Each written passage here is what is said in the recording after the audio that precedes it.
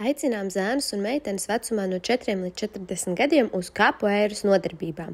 Vai jūs esat iepriekš kaut ko dzirdējuši par kapoeiru? Rakstiet savas domas komentāros.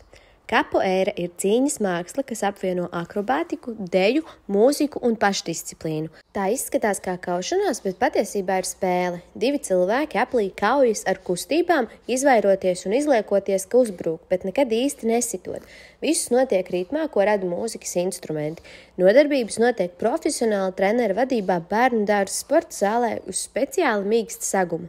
Viss sākās ar iesildīšanos, tad mācāmies pamatkustības un visi kopā veidojam roda apli, kurā dziedam, spēlējam spēles un kustamies. Tas ir jautrs un drošs sporta veids, kas attīsta koordināciju, spēku, lokanību un ritma izjūtu.